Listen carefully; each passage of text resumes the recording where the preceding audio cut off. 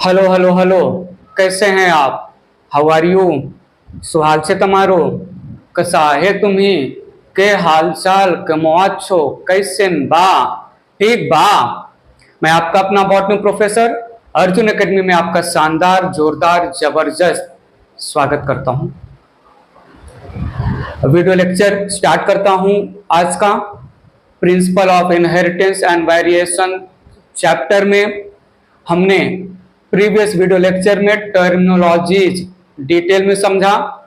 Character, trait, factor जिसको बाद में जीन बुलाया, अलील जो कि शॉर्ट फॉर्म या एब्रिविएटेड फॉर्म ऑफ एलिलोमॉर्फ है, genotype, phenotype, then dominant, recessive, homozygous, heterozygous, phenocopy और हाइब्रिडाइजेशन। ये सारे टर्म हमने प्रीवियस वीडियो लेक्चर में डिटेल में समझ लिया है।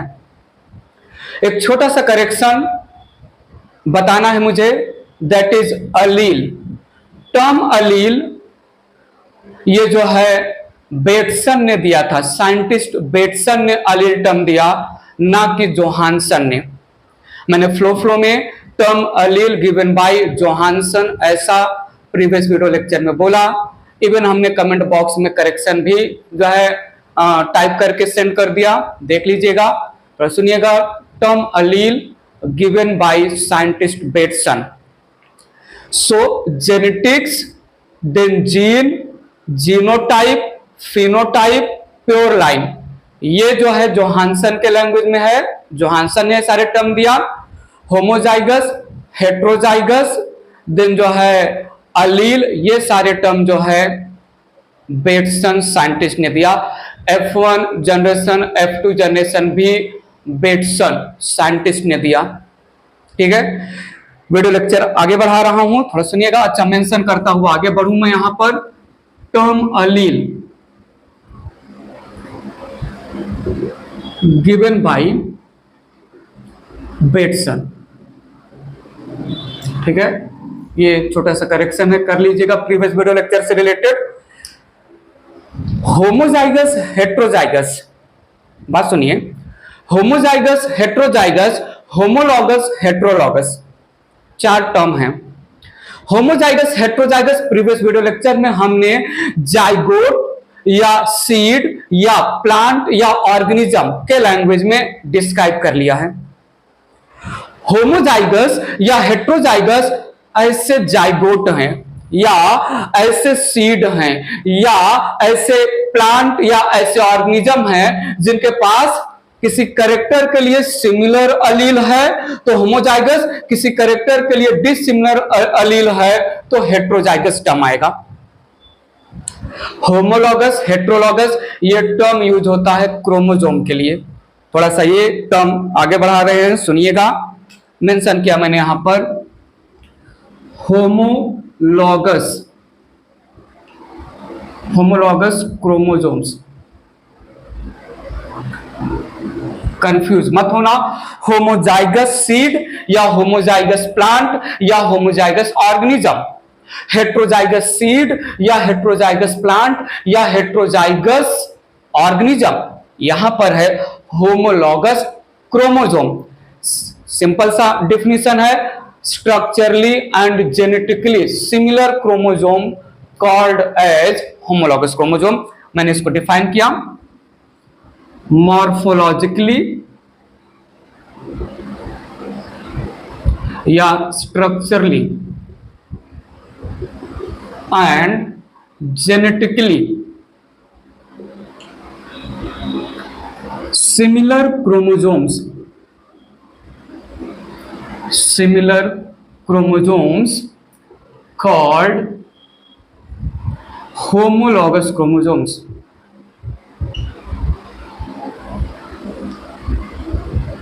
homologous chromosomes। ठीक है, सुनिएगा प्लीज। मैंने कंसीडर किया ये यहां पर एक क्रोमोसोम है, ये मैं कंसीडर कर रहा हूं एक क्रोमोसोम है। क्रोमोसोम का स्ट्रक्चर हम cell the basic unit of life chapter 11th standard के डिटेल में समझ चुके हैं। थोड़ा बताइए हमें, बेस्ड ऑन सेंट्रोमियर क्रोमोसोम के कितने टाइप्स होते हैं, सुना है? थोड़ा रिमाइंड करिए।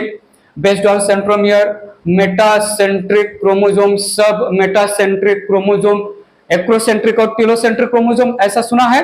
वेल, ये है a pair of chromosome structurally and genetically similar chromosome called homologous chromosome. Diploid organism के लैंग्वेज में, most of the organism diploid होते हैं, डिप्लॉयड ऑर्गेनिज्म के लैंग्वेज में जब जो क्रोमोसोम प्रेजेंट है पेयर में, डिप्लॉयड ऑर्गेनिज्म के लैंग्वेज में डिप्लॉयड ऑर्गेनिज्म के पास जितना भी क्रोमोसोम नंबर होता है, हर क्रोमोसोम सिमिलर, हर क्रोमोसोम पेयर में एग्जिस्ट करते हैं, दो जो है क्रोमोसोम एक साथ रहते हैं। अब पेयर ऑफ क्रोमोसोम, कैसा pair of chromosome? Structurally and genetically similar pair of chromosome called homologous chromosome. So ये है यहां पर a pair of structurally and genetically similar chromosomes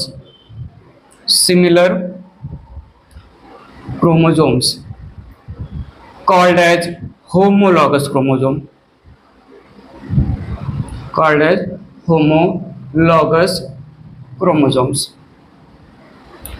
बात पर थोड़ा गौर फरमाइए। अब पेयर ऑफ क्रोमोसोम में अगर एक क्रोमोसोम मेटासेंट्रिक है तो उसका पार्टनर क्रोमोसोम भी मेटासेंट्रिक होगा।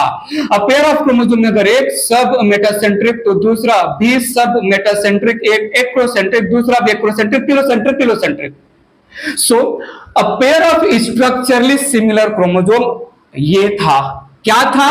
एक क्रोमोसोम जितना लेंथ होगा, जितना जो है P और Q आर्म का लेंथ होगा एक क्रोमोसोम का, जितना P और Q आर्म का रेशियो होगा एक क्रोमोसोम का, पेयर में प्रेजेंट दूसरे भी क्रोमोसोम का उतना ही लेंथ, उतना ही P और Q आर्म का लेंथ, उतना ही P और Q आर्म का रेशियो। ये तो आपने सुना होगा। फिर से मैं आपको बता दूं, P आर्म बोलते हैं इसको Q आर्म नाम देते हैं, ठीक है? और ये सेंट्रोमियर है जो है थोड़ा कंडेंस पार्ट है। So a pair of structurally similar chromosome with all aspect, length wise, width wise, P arm का लेंथ, Q आर्म का लेंथ, P और Q आर्म का रेशियो सेम होगा अ पेयर ऑफ क्रोमोसोम में। साथ में ये जो क्रोमोसोम है, पहले क्रोमोसोम के पास जितने कैरेक्टर के जीन हैं उतने ही कैरेक्टर के जीन दूसरे क्रोमोसोम के पास भी होंगे। पहले क्रोमोसोम के पास जितने कैरेक्टर के जीन हैं उतने ही जीन, उतने ही कैरेक्टर के दूसरे क्रोमोसोम के पास होंगे। पहले क्रोमोसोम में जीन का जो सीक्वेंस है, अरेंजमेंट है, जिस तरीके से वही जीन का सीक्वेंस, वही अरेंजमेंट पार्टनर क्रोमोसोम भी कैरी करेगा। तो ये दोनों क्रोमोसोम होमोलॉगस क्रोमोसोम बोले जाएंगे। सो मैंने यहां पर मेंशन किया structure of chromosomes, structure of chromosomes जैसे मेंशन कर दें, like metacentric etcetera. Metacentric etcetera का मतलब सब मेटा, एक्रो, टेलोसेंट्रिक भी कंसीडर किया है। और सुनिएगा,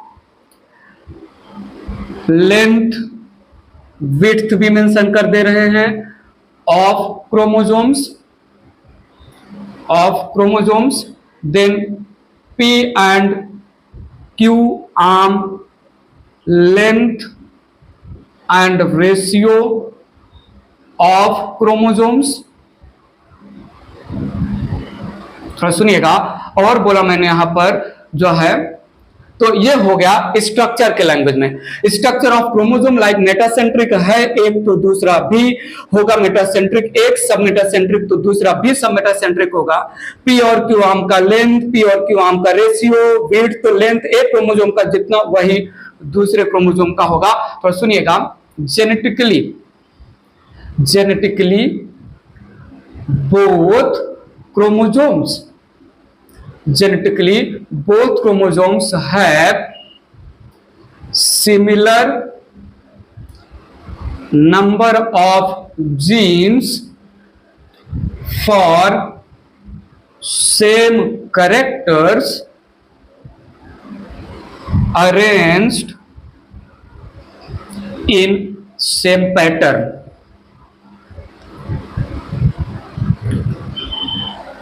बात मेरी समझ में आई कि नहीं? पहले क्रोमोसोम के पास आई कलर का जीन सबसे ऊपर है, तो दूसरे क्रोमोसोम में भी आई कलर का ही जीन होगा। पहले क्रोमोसोम के पास जो है स्किन कलर का जीन, तो दूसरे क्रोमोसोम के पास भी स्किन कलर का जीन। पहले क्रोमोसोम के पास जो है एटीपी सिंथेसिस करने वाले एंजाइम का जीन, दूसरे क्रोमोसोम के पास भी वही सेम जीन। पहले क्रोमोसोम के पास इंसुलिन वाला जीन, तो दूसरे क्रोमोसोम के पास भी वही इंसुलिन वाला जीन। पहले क्रोमोसोम के पास केराटिन पिगमेंट वाला जीन।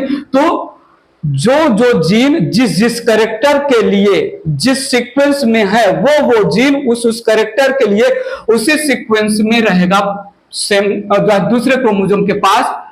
तो ऐसे पेयर ऑफ क्रोमोसोम जो स्ट्रक्चर के बेसिस पर जीन के नंबर, जीन के अरेंजमेंट, जीन के टाइप्स के बेसिस पर सिमिलर हैं, ऐसे पेयर ऑफ क्रोमोसोम को हमने होमोलॉगस क्रोमोसोम नाम दिया।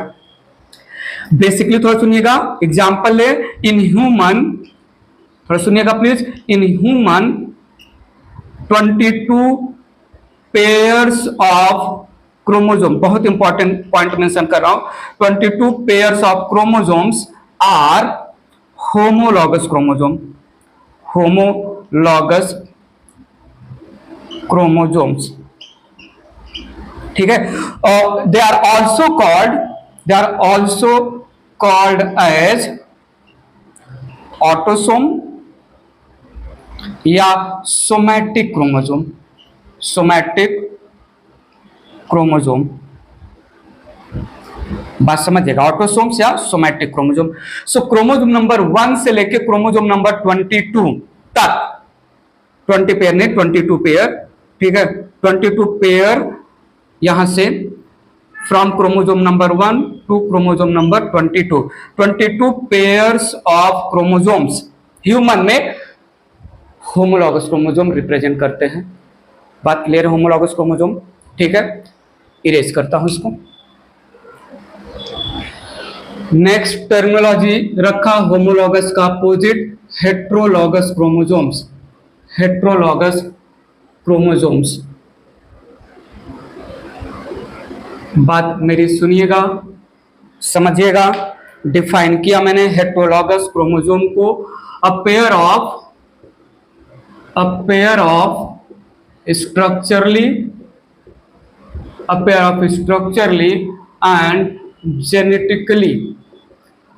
structurally and genetically dissimilar chromosomes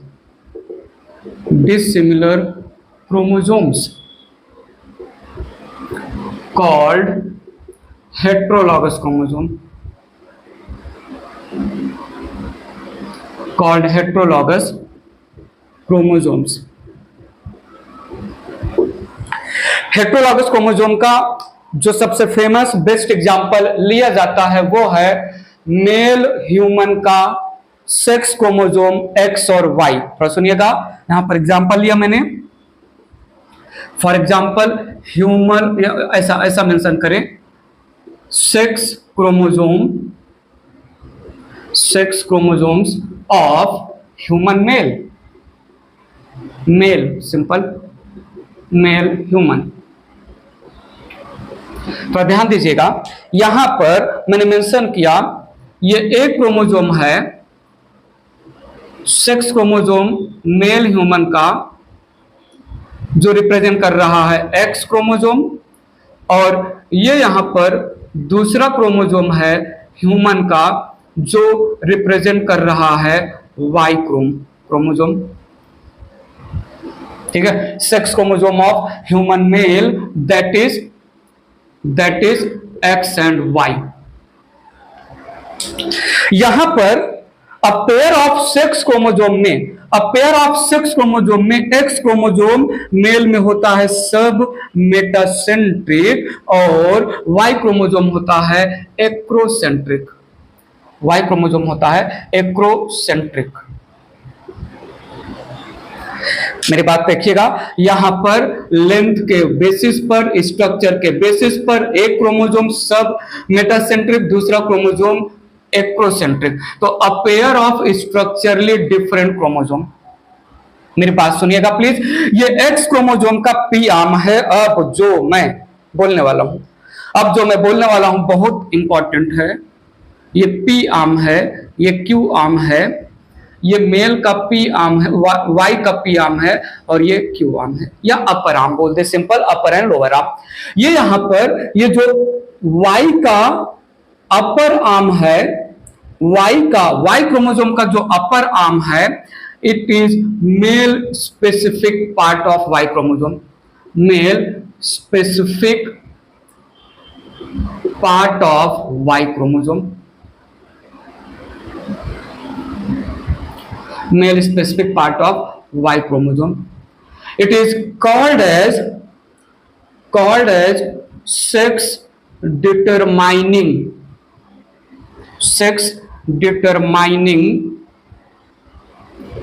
region of Y chromosome। बात सुनिएगा प्लीज, Y chromosome, ठीक है।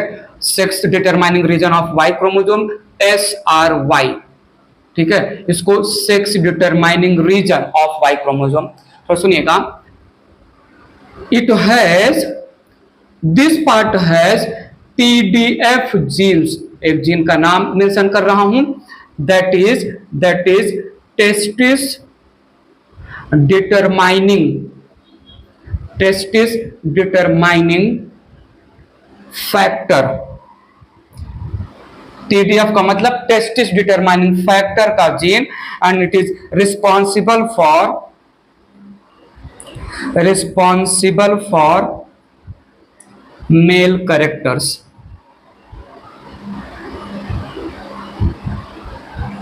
एक्स और वाई क्रोमोजोम जो सेक्स क्रोमोजोम है in human male structurally dissimilar, तो यहां पर प्रूफ कर दिया जेनेटिकली भी डिसिमिलर है, क्योंकि एक्स क्रोमोसोम का जो अपर पार्ट है उसके पास वो जीन है जो वाई क्रोमोसोम के अपर पार्ट के पास नहीं है।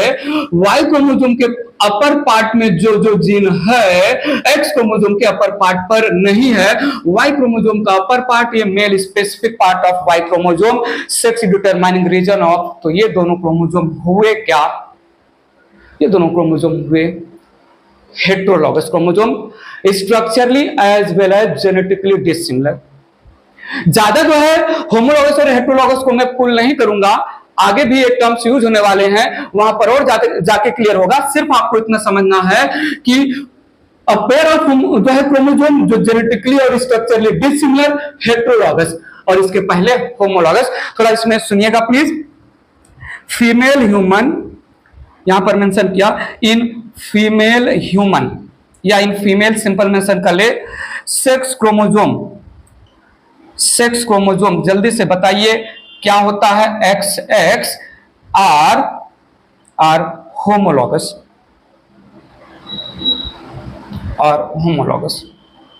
क्रोमोजोम्स, ठीक है। सो हेटेरोलॉगस क्रोमोजोम का इकलौता फेमस एग्जांपल जो वाइडली यूज होता है, दैट इज मेल में एक्स और वाई क्रोमोजोम्स का प्रेजेंस। ये जो सेक्स क्रोमोजोम है इनको हम अलोसोम भी नाम देते हैं, हेटेरोसोम या अलोसोम भी नाम देते हैं, मेंशन कर देते हैं यहां पर छोटे में। Sex chromosomes also called allosome. तो 22 pair plus XX human female में होमोलॉगस क्रोमोजोम रिप्रेजेंट करेंगे, 22 पेयर होमोलॉगस क्रोमोजोम रिप्रेजेंट करेगा, X और Y chromosome, sex chromosome male human में हेटेरोलॉगस क्रोमोजोम रिप्रेजेंट करेगा। क्लियर है? पक्का क्लियर है? होमोलॉगस और हेटेरोलॉगस। स्ट्रक्चरली और जेनेटिकली सिमिलर और डिसिमिलर का खेल है। That's it. इरेज करते हैं। एक और मिलता जुलता टर्म देख लेते हैं जो आगे यूज होगा, non homologous. Non homologous chromosomes. Non homologous chromosomes.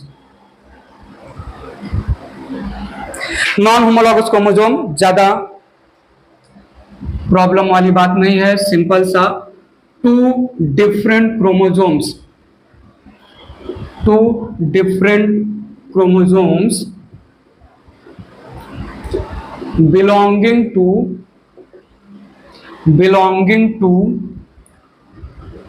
two different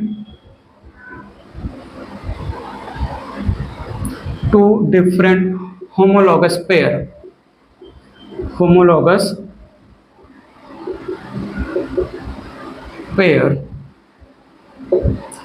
ठीक है। समझा रहा हूं तो देखिएगा। ई है क्रोमोसोम नंबर 1 का पेयर, ई है क्रोमोसोम नंबर 2 का पेयर, ठीक है। क्रोमोसोम नंबर 1 पेयर में है, क्रोमोसोम नंबर 1 जो पेयर में है उसमें दोनों क्रोमोसोम स्ट्रक्चरली और जेनेटिकली सिमिलर हैं। तो ये एक क्रोमोसोम का पेयर हुआ, ये दूसरा क्रोमोसोम का पेयर हुआ। ये है होमोलॉगस क्रोमोसोम, कंसिडर कर रहा हूं पहला क्रोमोसोम है, ठीक है। और ये है होमोलॉगस क्रोमोसोम, और ये दूसरे नंबर का होमोलॉगस क्रोमोसोम पेयर में है। तो सुनिएगा, होमोलॉगस क्रोमोसोम नंबर 1 जो पेयर में है उसमें पहले क्रोमोसोम का जो स्ट्रक्चर होगा वही पार्टनर क्रोमोसोम का स्ट्रक्चर होगा। पहले क्रोमोसोम के पास जितने जीन होंगे वही सेम जीन दूसरे पार्टनर क्रोमोसोम के पास होंगे। पहले क्रोमोसोम के पास जिस कैरेक्टर के जीन होंगे वही कैरेक्टर के जीन दूसरे वाले पार्टनर क्रोमोसोम के पास होंगे। जिस सीक्वेंस में जीन पहले क्रोमोसोम पर अरेंज होंगे उसी सीक्वेंस में जीन पार्टनर क्रोमोसोम पर अरेंज होंगे। होमोलॉगस क्रोमोसोम 2 में पहला क्रोमोसोम जिस जो है स्ट्रक्चर का है, same structure chromosome number partner chromosome का भी है। पहले क्रोमोसोम के पास जिस कैरेक्टर का जीन है उस कैरेक्टर का जीन जिस सीक्वेंस में है उस सीक्वेंस में पार्टनर क्रोमोसोम के पास है। ये क्रोमोसोम नंबर 2 पेयर में होमोलॉगस है, क्रोमोसोम नंबर 1 पेयर में होमोलॉगस है। लेकिन क्रोमोसोम नंबर 1 का पहला क्रोमोसोम नंबर 2 के साथ, ध्यान दीजिएगा, क्रोमोसोम नंबर 1 का पहला क्रोमोसोम नंबर 2 के दूसरे क्रोमोसोम के साथ, क्रोमोसोम नंबर 1 का दूसरा क्रोमोसोम नंबर 2 के पहले क्रोमोसोम के साथ, और क्रोमोसोम नंबर 1 का पहला दूसरा क्रोमोसोम नंबर 2 के दूसरे क्रोमोसोम के साथ। बात समझ रहे हैं कि नहीं? बात मेरी समझ रहे हैं कि नहीं? सो क्रोमोसोम नंबर 1 का कोई भी क्रोमोसोम वो है non homologous chromosome with reference to chromosome number 2 के किसी भी क्रोमोसोम के साथ अगर हम कंपेयर कर रहे हैं। होमोलॉगस क्रोमोसोम नंबर 1 का कोई भी chromosome out of pair, homologous chromosome number 2 के किसी भी क्रोमोसोम के साथ out of pair non homologous chromosome represent हो रहा है। नॉन होमोलॉगस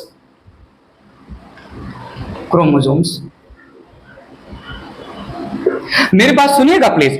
क्रोमोसोम नंबर 1 जो पेयर में है, होमोलॉगस में पेयर में है, इसमें पहले के पास 10 जीन तो दूसरे के पास भी 10 जीन, लेकिन जरूरी नहीं कि 10 जीन रहे क्रोमोसोम नंबर 2 के पास भी। इसके पास नंबर ऑफ जीन अलग हो सकता है। इसका मेटासेंट्रिक तो पार्टनर का भी मेटासेंट्रिक, जरूरी नहीं कि क्रोमोसोम नंबर 2 भी सेम हो भी सकता है, नहीं भी हो सकता है। मैं सिर्फ इतना बोलना चाहूंगा कि स्ट्रक्चरली और जेनेटिकली क्रोमोसोम नंबर 1 और क्रोमोसोम नंबर 2 के क्रोमोसोम कभी सेम नहीं हो सकते। अगर ये क्रोमोसोम नंबर 1 जो होमोलॉगस है, मेटासेंट्रिक है, क्रोमोसोम नंबर 2 जो पेयर में है वो भी मेटासेंट्रिक है, तो जीन का नंबर, जीन का टाइप अलग हो जाएगा, ये तो पक्का है। नॉन होमोलॉगस क्रोमोसोम्स यहां पर स्पेसिफाई कर दूं, नॉन होमोलॉगस क्रोमोसोम स्पेशली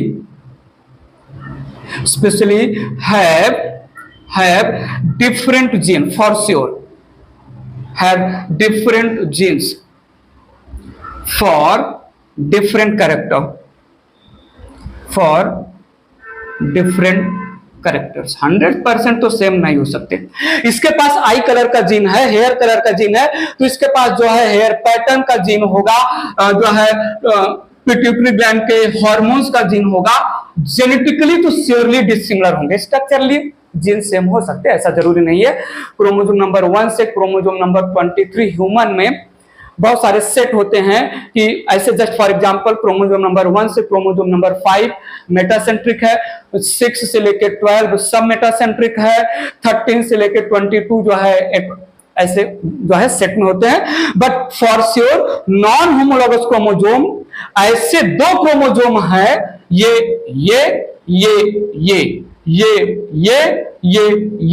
ऐसे 2 क्रोमोसोम हैं जो बिलोंग करते हैं 2 डिफरेंट नॉन होमोलॉगस दो डिफरेंट क्रोमोसोम को।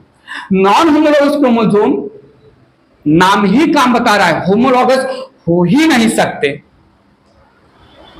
अगर होमोलॉगस हैं, स्ट्रक्चरली सेम है, तो फॉर श्योर जेनेटिकली तो डिसिमिलर होना ही है।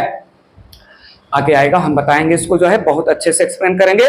तो 2 different chromosome 2 different set of chromosome को बिलोंग कर रहे हैं, तो वो नॉन होमोलॉगस क्रोमोसोम होंगे। होमोलॉगस क्रोमोसोम 2 क्रोमोसोम जो एक ही सेट को बिलोंग करते हैं। होमोलॉगस क्रोमोसोम 2 क्रोमोसोम जो एक ही सेट को बिलोंग करते हैं, structurally similar, genetically similar, structurally similar, genetically similar, लेकिन एक क्रोमोसोम ऑफ होमोलॉगस क्रोमोसोम दूसरे क्रोमोसोम ऑफ होमोलॉगस क्रोमोसोम के लिए नॉन होमोलॉगस क्रोमोसोम होगा। क्लियर? बस इतना ही, ज्यादा कंफ्यूज आना मत। For sure chromosome number 1, chromosome number 2 के, 3 के, 4 के, 5 के, जितने भी क्रोमोसोम किसी ऑर्गेनिज्म में है, सब के लिए non homologous chromosome. Chromosome number 2 का कोई भी क्रोमोसोम क्रोमोसोम नंबर 1 के किसी भी क्रोमोसोम एज वेल एज जो बाकी के क्रोमोसोम है, सबके साथ नॉन होमोलॉगस क्रोमोसोम। ये तो एक एग्जांपल दिया मैंने। क्रोमोसोम नंबर 1 का दोनों क्रोमोसोम बाकी के क्रोमोसोम के साथ नॉन होमोलॉगस रिश्ता रख रहा है। क्रोमोसोम नंबर 2 के दोनों क्रोमोसोम बाकी सारे क्रोमोसोम के साथ नॉन होमोलॉगस बोला जाएगा। So a pair of chromosome structurally or genetically similar homologous, a pair of chromosome structurally or genetically dissimilar heterologous, not a pair of chromosome, 2 different chromosome belonging to 2 different set of either homologous या heterologous chromosome, 2 different set of chromosome, non homologous chromosomes erase कर रहा हूं। इसी से थोड़ा मिलता जुलता एक और टर्म ले रहे हैं हम, हेमीजाइगस। हेमीजाइगस कंडीशन थोड़ा सुनिएगा। अ पेयर ऑफ अलील में केवल एक ही अलील जब हो जाइगोट के पास या ऑर्गेनिज्म के पास या प्लांट के पास, तो वो जाइगोट, वो प्लांट या वो ऑर्गेनिज्म हेमीजाइगस होगा। और सुनिएगा, हेमीजाइगस कंडीशन में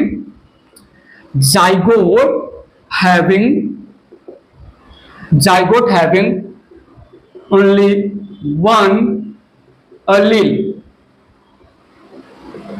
out of pair called as hemizygote, ठीक है। एंड जो है सीड और plant develops, seed and plants develops from hemizygote called as hemizygous. Hemizygous इसका फिर से बेस्ट एग्जांपल मेल ह्यूमन जो है जिसके पास एक्स और वाई क्रोमोसोम है, ठीक है। तो best example is male human या ह्यूमन मेल। तो सुनिएगा, sex chromosome that is X and Y, sex chromosome that is X and Y represent on, ठीक है, simple X and Y represent नहीं लिख रहे हैं। तो वही पुरानी स्टोरी जो थोड़ी देर पहले हमने मेंशन किया था, ये है सब मेटासेंट्रिक क्रोमोसोम X और ये है एक्रोसेंट्रिक क्रोमोसोम Y। तो ये X क्रोमोसोम है, ये Y क्रोमोसोम है। अब यहां पर जो TDF का जीन है, ये TDF का जीन जो Y क्रोमोसोम के अपर पार्ट पर है वो X क्रोमोसोम पर एब्सेंट है। तो TDF gene present on Y chromosome and absent on X chromosome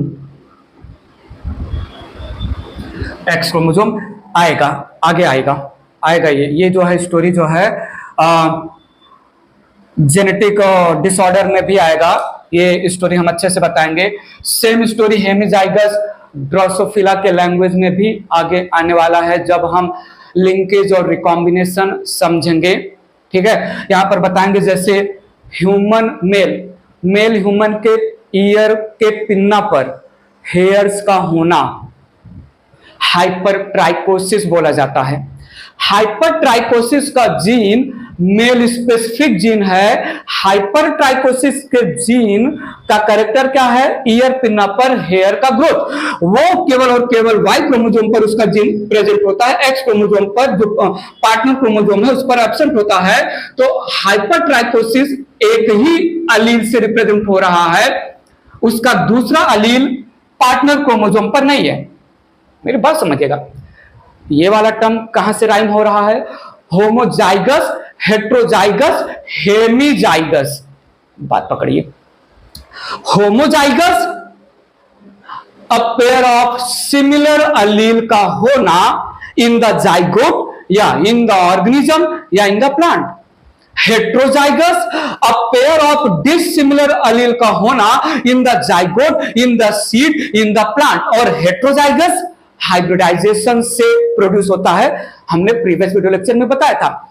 hemizygous नाम ही बता रहा है कि पेयर में एक ही पार्टनर जीन मतलब एक ही अलील प्रेजेंट होगा, पेयर ऑफ अलील नहीं होंगे। So generally need your attention, generally diploid organism में जीन या फैक्टर अल्टरनेटिव मॉलिक्यूलर फॉर्म में एग्जिस्ट होते हैं, जिसको हम अलील बोलते हैं, अल्टरनेटिव फॉर्म ऑफ फैक्टर या gene, different molecular form of factor या जीन, जिसको हमने अलील प्रीवियस वीडियो लेक्चर में समझाया।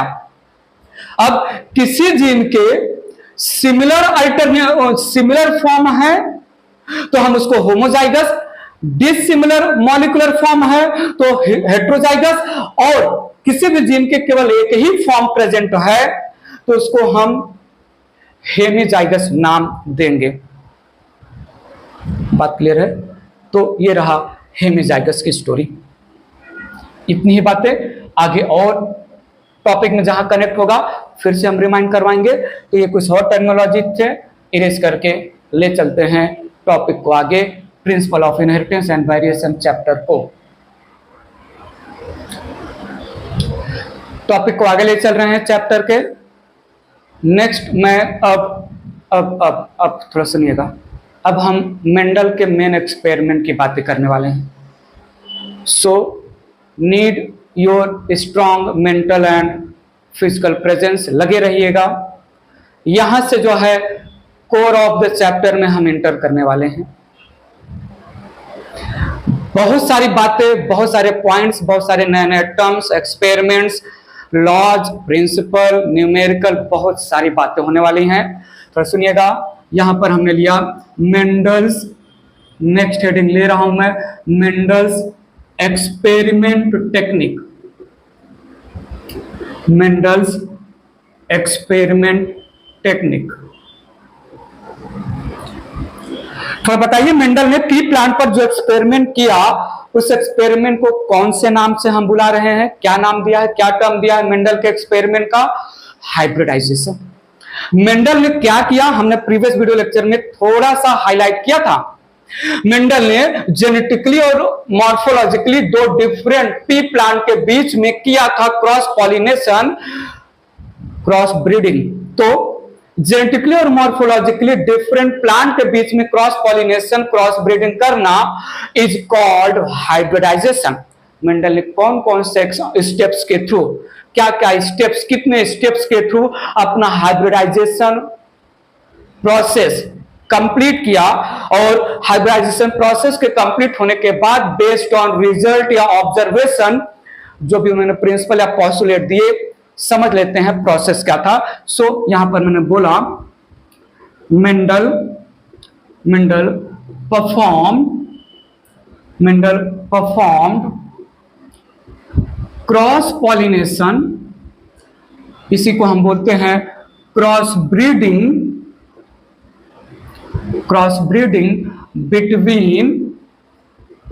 Between morphologically and genetically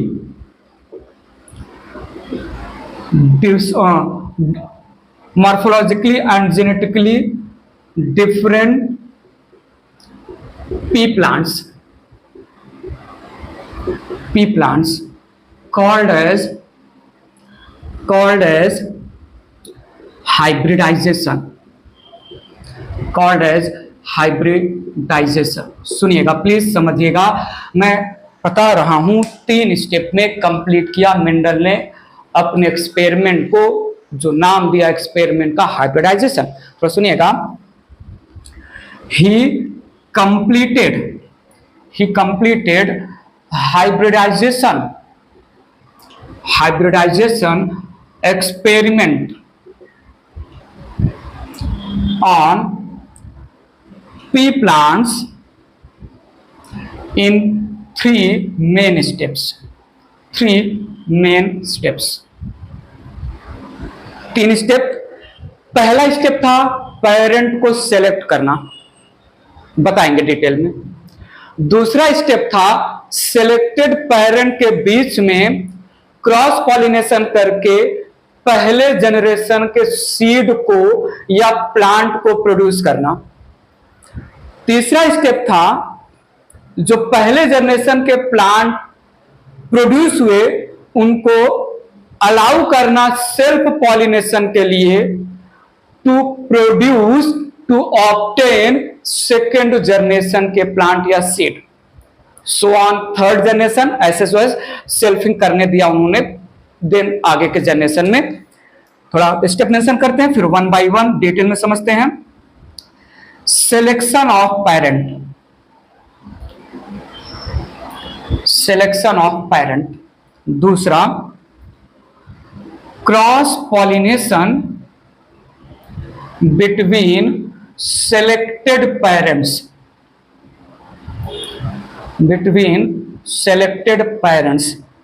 to obtain F1 generation क्या है आगे हम बताएंगे। फीलियल टर्म आता है FILIAL, हम बताएंगे। To obtain F1 generation. उसके बाद तीसरा था जो है self pollination of F1 plants to obtain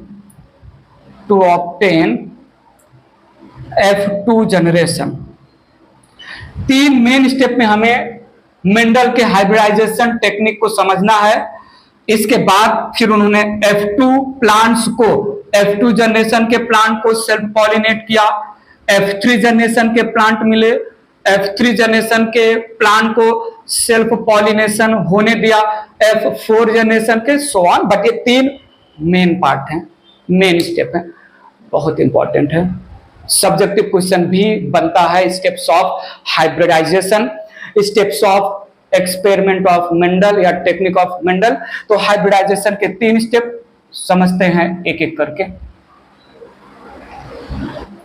पहला स्टेप ले रहे हैं हाइब्रिडाइजेशन का। पहला स्टेप है selection of parent, selection of parents. थोड़ा ध्यान से सुनिएगा मेरी बातों को।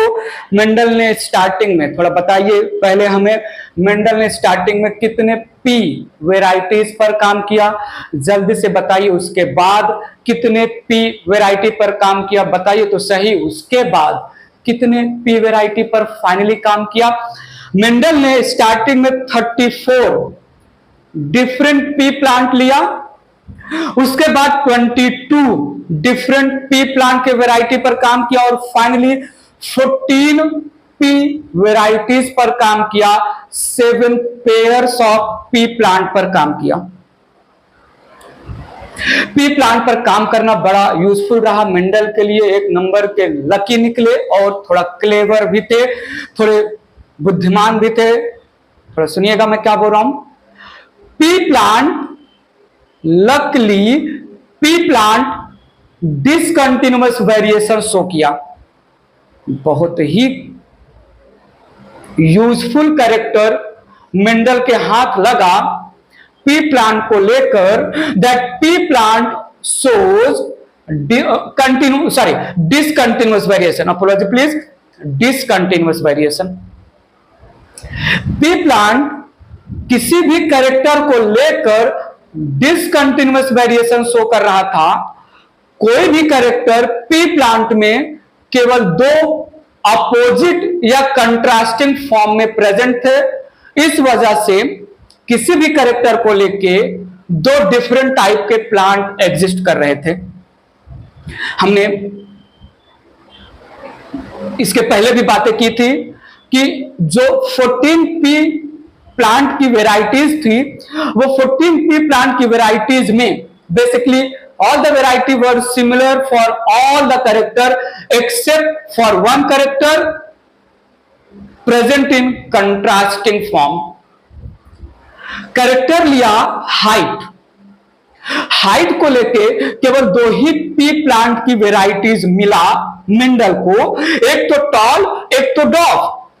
सिर्फ टॉल और डॉफ को लेके 2 डिफरेंट पी प्लांट अलग अलग है। बाकी टॉल पी प्लांट में जो कैरेक्टर है वही same character dog P plant में भी था। इसी को हमने बोला कि all the P plants were similar for all the other character except one, जो कंट्रास्टिंग फॉर्म में। बात समझा? ठीक है। सो मेंडल ने और एक बात, पहला तो पी प्लांट का बेस्ट कैरेक्टर, पी प्लांट किसी भी कैरेक्टर को लेके कंट्रास्टिंग फॉर्म में मिला। दूसरा, P plant pure line plant मिला, P plant true breeding plant मिला, पी प्लांट होमोजाइगस प्लांट मिला, जिसको एज पेरेंट उन्होंने चूज किया। और अगर P plant pure line form में नहीं मिल रहा था, अगर पी प्लांट ट्रू ब्रीडिंग नहीं मिल रहा था, होमोजाइगस नहीं था, तो उस पी प्लांट को उन्होंने अपने एक्सपेरिमेंट में यूज ही नहीं किया। दिमाग खूब लगाया इन्होंने। अगर पेरेंट प्लांट लिया, दो पी प्लांट को पेरेंट बनाना है, एक टॉल पी प्लांट है, दूसरा डॉग पी प्लांट है। पेरेंट बनाने का मतलब एक को मेल बनाना है, एक को फीमेल बनाना है। कैसे बनाया जाएगा आगे की बात। बाय द वे, ये जो टॉल पी प्लांट है, ये जो डॉग पी प्लांट है, क्या ये pure true breeding homozygous tall है? क्या ये dog P plant true breeding pure line homozygous dog P plant है? इसके लिए टॉल को सेवरल जनरेशन तक सेल्फ पॉलिनेट करने दिया, डॉफ को सेवरल जनरेशन तक सेल्फ पॉलिनेट करवाया। अगर टॉल के बच्चे उतने ही टॉल, उनके बच्चे उतने ही टॉल, उनके बच्चे उतने ही टॉल, उनके बच्चे उतने ही टॉल निकल रहे हैं जितने पेरेंट टॉल है। अगर डॉफ प्लांट के बच्चे उतने ही डॉफ, उसके बच्चे उतने ही डॉफ, उसके भी बच्चे उतने ही डॉफ बार बार निकल रहे हैं जितना पेरेंट पी प्लांट डॉफ है, तो tall parent true breeding pure line बोला जाएगा, dwarf parent true breeding pure line बोला जाएगा। किसी भी कैरेक्टर को लेकर अगर सेल्फ पॉलिनेशन के बाद प्रोजनी में जरा भी यहां वहां का गड़बड़ी आया, अगर प्रोजनी जरा भी पेरेंट से हट के कैरेक्टर शो किया, उस कैरेक्टर को मेंडल ने चूज ही नहीं किया। बात समझिएगा। तो पहला तो है सिलेक्शन ऑफ पेरेंट में 7 पेयर ऑफ पी वेराइटी पर काम किया। ये 7 pair of P variety discontinuous variation show कर रहे थे। 7 pair of P variety contrasting trait के फॉर्म में थे एंड ही मेक श्योर कि ये जो 7 पेयर में मैं पी प्लांट ले रहा हूं, हर एक पी प्लांट जिस भी कैरेक्टर के लिए मैंने चूज किया, पहले वाले को हाइट के लिए, दूसरे वाले को कलर के लिए, सीड कलर के लिए, तीसरे वाले को सीड शेप के लिए। अब पहला वाला जो अच्छा पेयर में प्लांट लिया था, पहला सेट हाइट को लेकर टॉल डॉफ, दूसरा सेट सीड कलर को लेकर येलो और ग्रीन, तीसरा पी प्लांट का सेट सीड शेप को लेकर राउंड और रिंकल। अच्छा, पहला वाला set of P plant height को लेकर टॉल, हाइट को लेकर डॉफ पेयर में, क्या ये प्योर टॉल है, क्या ये प्योर डॉफ है, जब तक श्योर नहीं हुए तब तक बात आगे नहीं बढ़ाई। जिस पी प्लांट को एज अ टॉल चूज किया था, उसको उन्होंने सेल्फ पॉलिनेट करने दिया। बाइसेक्सुअल फ्लावर होते हैं। सीड मिला, सीड को शो किया, जितने भी सीड टॉल पेरेंट से सेल्फ पॉलिनेशन के बाद जो है प्रोड्यूस हुए, सारे के सारे सीड पेरेंट जितना ही टॉल है, अगर कोई भी सीड पेरेंट से बड़ा या छोटा निकला तो एक टॉल कैरेक्टर ही हटा देने का, ऐसा बाय द वे एक एग्जांपल दे रहा हूं। तो मेंडल ने वही कैरेक्टर चूज किया अपने एक्सपेरिमेंट में जो कैरेक्टर प्योर लाइन फॉर्म में थे, जिस कैरेक्टर को लेके प्लांट ट्रू ब्रीड था, जो कैरेक्टर कंट्रास्टिंग फॉर्म में थे। बात क्लियर है? बताएंगे, आगे बात बढ़ाएंगे। सिलेक्शन ऑफ पेरेंट, स्टोरी यहां से चालू कर रहा हूं। Pea plant is diploid having 2n is equal to 14 या 7 पेयर्स क्रोमोसोम्स। ये पहले भी बोल चुका हूं। अब एकदम शुरू से शुरू करके बहुत अच्छे से तोड़ के टॉपिक को समझेंगे, फिर जोड़ के टॉपिक को समझेंगे। Need attention. Mendel initially took 34 P varieties, then 22 P varieties, and finally worked on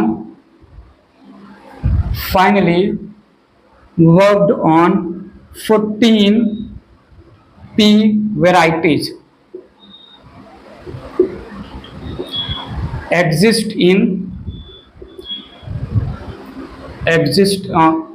ठीक है, 14 P varieties। आगे बात कर रहा हूं। यहां पर 14 P वैरायटी चूज किया। आगे बात बढ़ा रहा हूं। मेंडल performed hybridization experiment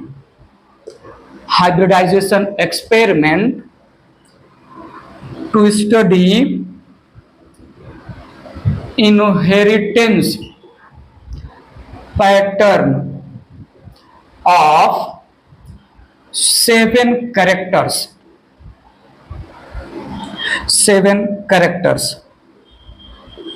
तो सुनिएगा, all 7 characters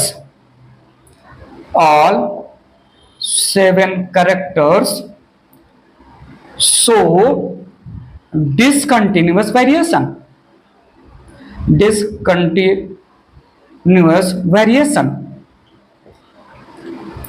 That is present in two contrasting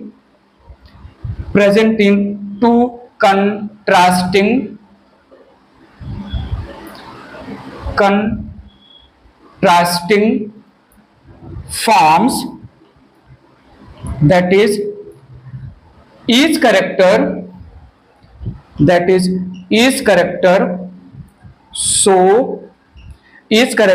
shows contrasting traits.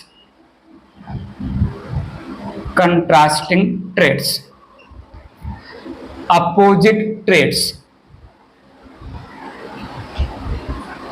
Contrasting trait का मतलब किसी भी कैरेक्टर के केवल 2 ही अपोजिट फॉर्म प्रेजेंट है और वो फॉर्म इनहेरिटेबल है, इसलिए ट्रेट नाम दिया। कोई intermediate form of any character P plant में नहीं था, इसलिए P plant discontinuous variation show कर रहा था 7 कैरेक्टर को लेके।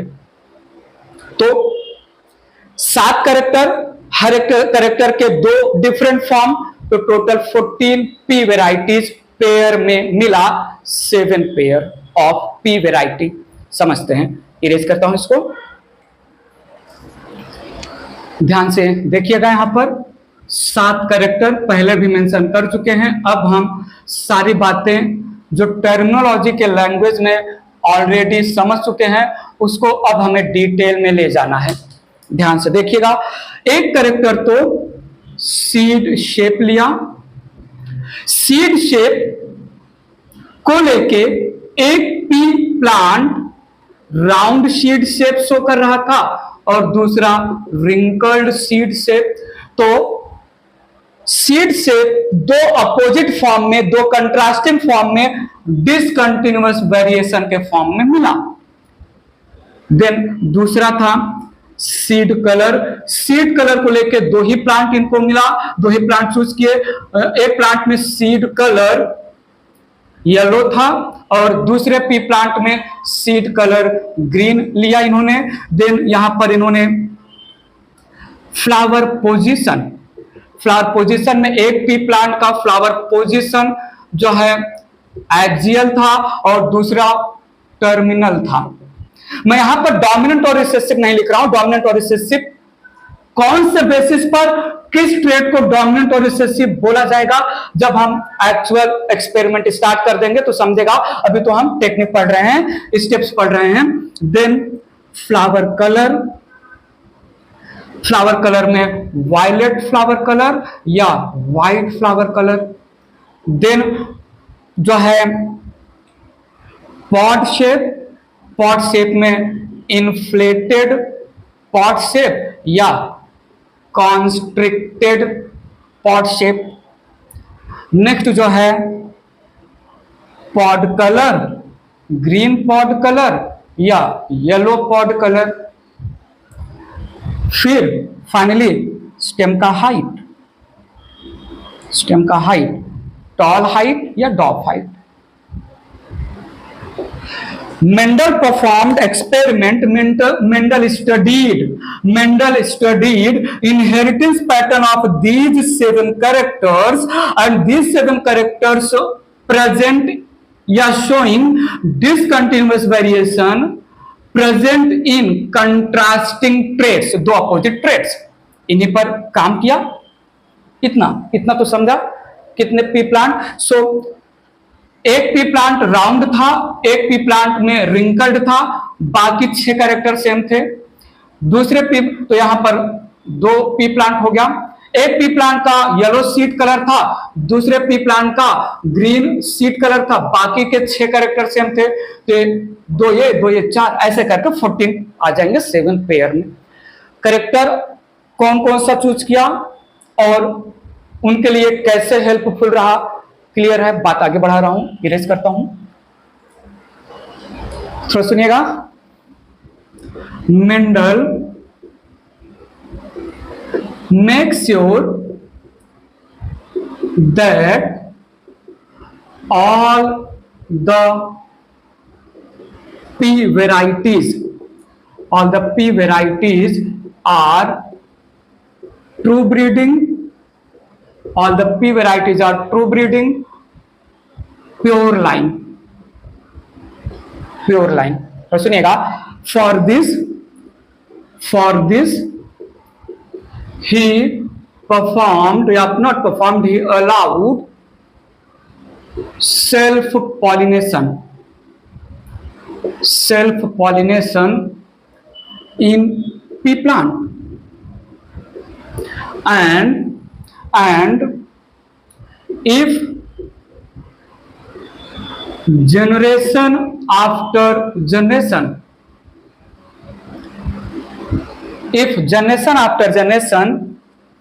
same character या same trait is obtained in progenies, then pea plant is true breeding, pure line for particular character। ठीक है, उन्होंने हर उस पी प्लांट को जो किसी भी कैरेक्टर के लिए ट्रू ब्रीडिंग नहीं था, उस पी प्लांट को उस कैरेक्टर के लिए अपने एक्सपेरिमेंट में इन्वॉल्व ही नहीं किया। टॉल और डॉफ पी प्लांट है, टॉल को सेल्फ पॉलिनेट किया सेवरल जनरेशन तक, जितना पेरेंट टॉल उतना उसके बच्चे टॉल, उतना उसके बच्चे टॉल, उतना उसके बच्चे टॉल, मतलब ये tall true breeding pure line है। तो true breeding pure line P variety ही चूज किया, इसका इनको फायदा भी होगा। आगे पॉस्टुलेट और प्रिंसिपल जो दिया वहां पर तो सुनिएगा, he excluded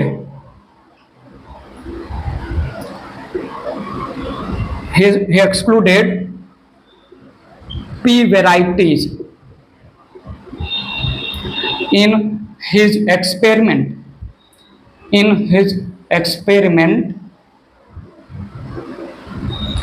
that show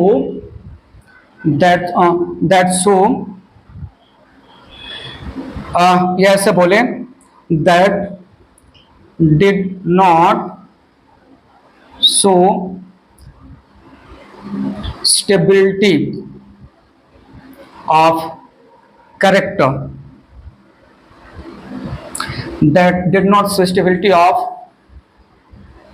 particular character generation after generation। ठीक है, और सुनिएगा ट्रू ब्रीडिंग, ये आपको आगे और अच्छे से समझेगा। True breeding pure line pea plants are always homologous नहीं, होमोजाइगस, आर ऑलवेज होमोजाइगस। समझ में आ रहा है, समझेंगे। ठीक है, बात आगे बढ़ा रहा हूं मैं। एक छोटा सा example true breeding pure line के लिए ले लेते हैं। जैसे एग्जांपल लिया मैंने, एक कैरेक्टर लिया स्टेम का हाइट, एक कैरेक्टर लिया हमने पी प्लांट में स्टेम का हाइट। इस स्टेम के हाइट को लेके उनको दो ही टाइप के पी वेराइटीज मिला, एक टॉल पी प्लांट और एक डॉफ पी प्लांट। डॉफ पी प्लांट, ठीक है। ये toll pea plant 6 to 7 feet tall था, या इसको बोल दे जो है 100 to 200 सेंटीमीटर टॉल जो उन्होंने चूज किया। ये डॉफ पी वैरायटी 0.5 to 1 फीट डॉफ था, या बोल दे 22 to 44 सेंटीमीटर डॉफ था। अब इन्होंने, अच्छा ये टॉल पी प्लांट बाइसेक्सुअल है, याद तो होगा ही, बाइसेक्सुअल था, सेल्फ पॉलिनेशन होने दिया, ठीक है। सेल्फ पॉलिनेशन के बाद प्रोजनी प्रोड्यूस्ड, सेल्फ पॉलिनेशन के बाद जो सीड मिला, सीड को जब सॉइल में ग्रो किया तो उससे जो प्लांट बना, प्रोजनी जो प्रोड्यूस हुआ, were as tall as the parent, ठीक है। सेम यहां पर सेल्फ पॉलिनेशन करने दिया। After self pollination progeny produced, progenies produced were as dwarf as parent, as dwarf as parent, ठीक है। तो ये हो जाएगा pure line, so plant called as, so plant called as pure line true breeding, plant called as pure line true breeding tall pea plant, and यहाँ पर plant called as pure line true breeding डॉफ pea plant. जिन दो plant को मैं किसी particular character के लिए, जिन दो plant को किसी पर्टिकुलर कैरेक्टर के इनहेरिटेंस पैटर्न को समझने के लिए एक्सपेरिमेंट में चूज कर रहा हूं, वो दोनों प्लांट प्योर प्लांट है, ट्रू ब्रीडिंग प्लांट है। ये श्योरिटी उन्होंने सेल्फ पॉलिनेशन करवा के लिया। अगर toll pea plant, parent toll pea plant के कोई भी प्रोजनी पेरेंट जितना टॉल ना होके कुछ भी प्लस माइनस हाइट अगर दिखाया होता तो ये टॉल पी प्लांट या टॉल करेक्टर मेंडल एक्सपेरिमेंट में नहीं लिए होते। समझ में आ रहा है? तो ये था। अच्छा, होमोजाइगस होते हैं, प्योर लाइन ट्रू ब्रीडिंग, ये हम आगे समझेंगे। तो एकदम स्टार्टिंग में कितना पी वैरायटी लिया, फिर आगे उनकी प्योरिटी, उनकी ट्रू ब्रीडिंग चेक किया, कैसे चेक किया, यहां तक की बात क्लियर है। बात आगे बढ़ा रहा हूं, इरेज करता हूं इसको। मेंडल ने दो डिफरेंट ट्रेट वाले, दो डिफरेंट कंट्रास्टिंग ट्रेट वाले प्योर लाइन या फिर ट्रू ब्रीडिंग प्लांट सेलेक्ट कर लिया और दोनों सिलेक्टेड प्लांट्स का ट्रू ब्रीडिंग नेचर या प्योर लाइन नेचर उन्होंने सेल्फ पॉलिनेशन करके चेक भी कर लिया। बात आगे बढ़ाते हैं और सुनिएगा। Out of two selected pea plants, out of two selected pea plants having contrasting traits for particular character, जिसका इनहेरिटेंस पैटर्न उनको स्टडी करना था। मेरी बात सुनिएगा, सिलेक्शन ऑफ पेरेंट में बात आगे बढ़ा रहा हूं। He made one pea plant to act as female plant, to act as female plant, and other pea plant to act as male plant. ये रहा एक्चुअली सिलेक्शन ऑफ पेरेंट। तो सुनिएगा, यहां पर मैंने बोला as we know that pea plant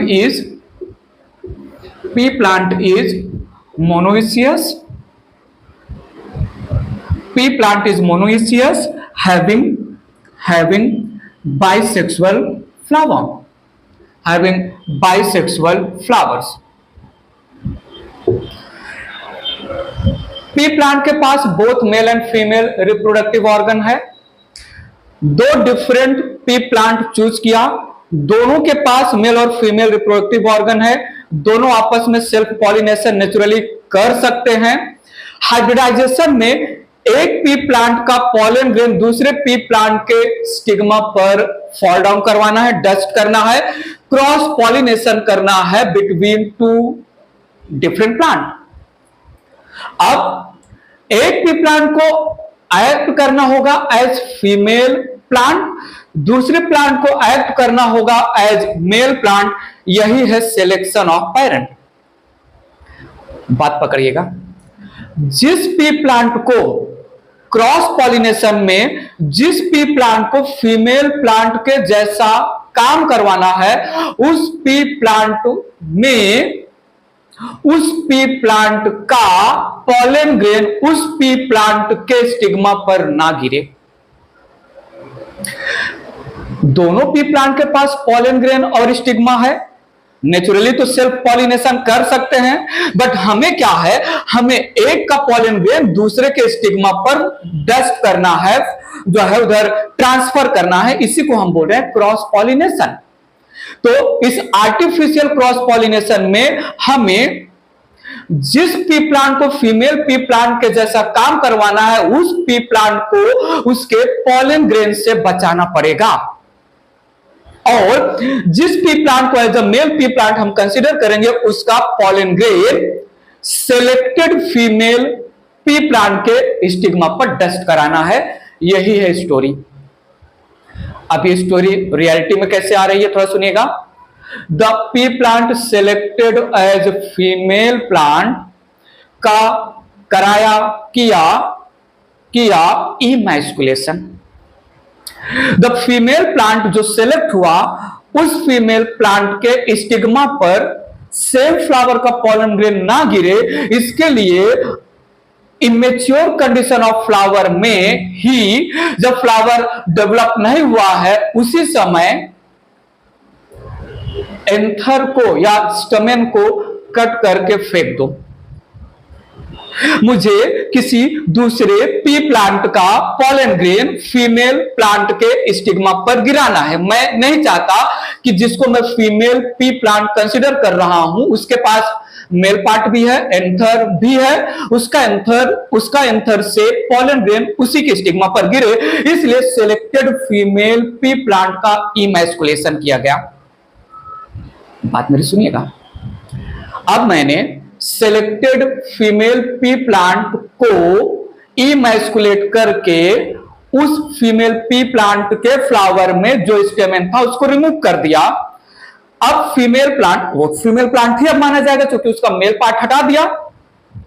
there is no chance of selected female pea plant में flower के स्टिग्मा पर सेम फ्लावर का पॉलन ग्रेन पॉलिनेट हो, बिकॉज हमने इमेच्योर कंडीशन में फीमेल पी प्लांट के फ्लावर से स्टमेन को मैन्युअली रिमूव कर दिया। अब मुझे सिलेक्टेड फीमेल पी प्लांट के स्टिग्मा को एक और चीज से बचाना है। उसके खुद के पॉलन ग्रेन से बचाने के लिए हमने जो है स्टमेन उड़ा दिया। अब contamination bye foreign pollen grain, air में विंड पॉलिनेशन के थ्रू बहुत सारे पॉलन ग्रेन घूम रहे होंगे, सिलेक्टेड फीमेल पी प्लांट के स्टिग्मा पर कोई कंटामिनेटेड कोई फॉरेन पॉलन ग्रेन ना गिर जाए, इसके लिए मुझे फीमेल फ्लावर को, फीमेल पी प्लांट के इमैस्कुलेटेड फ्लावर को पेपर बैग से कवर करना पड़ेगा, पॉलीथीन या पेपर बैग से कवर करना पड़ेगा, सो दैट इमैस्कुलेटेड फीमेल प्लांट का जो फीमेल फ्लावर है उसका स्टिग्मा वो किसी फॉरेन पॉलन ग्रेन से पॉलिनेट ना हो। हमने इमैस्कुलेशन किया female, selected female pea plant के फ्लावर का इमेच्योर कंडीशन में, थोड़ा वेट करेंगे। बैगिंग करने के बाद इमैस्कुलेटेड फीमेल फ्लावर को पॉलीथीन बैग से या जो है पेपर से, बटर पेपर से कवर करने के बाद वेट करना पड़ेगा इमैस्कुलेटेड जो फ्लावर है जिसका मेल पार्ट उड़ा दिया गया है, केवल फीमेल पार्ट बचा है स्टिग्मा स्टाइलोब्री, वो मैच्योर हो, स्टिग्मा पॉलन ग्रेन को रिसीव करने के लायक हो जाए। थोड़ा वेट कर लेंगे।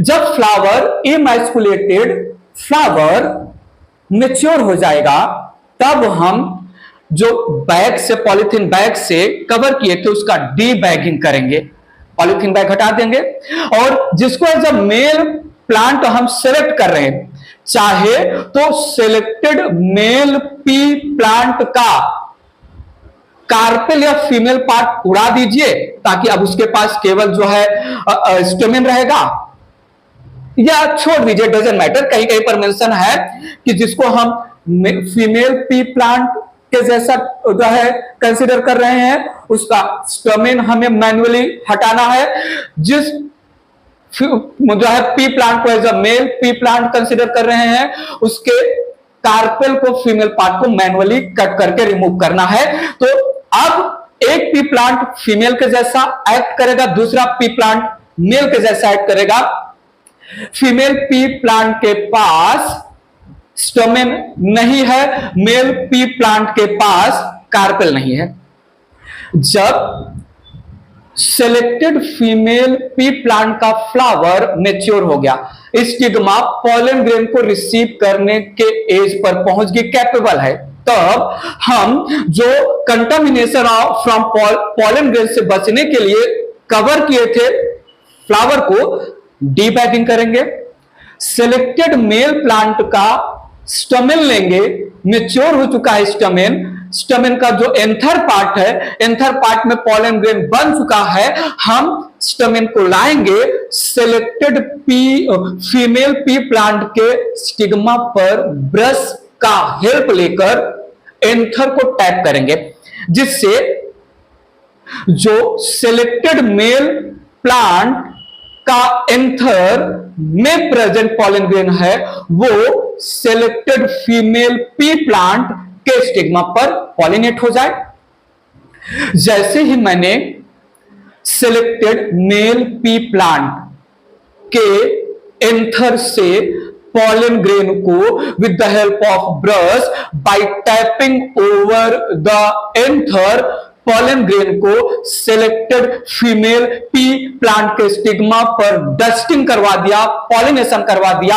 अब हम इस पॉलिनेटेड फीमेल पी प्लांट के फ्लावर को फिर से रीबैगिंग कर देंगे ताकि ऐसा कोई फॉरेन पॉलन ग्रेन जो हमारे इंटरेस्ट वाले पॉलन ग्रेन से पावरफुल है, हमने अपने इंटरेस्ट वाला पॉलन ग्रेन स्टिग्मा पर गिराया।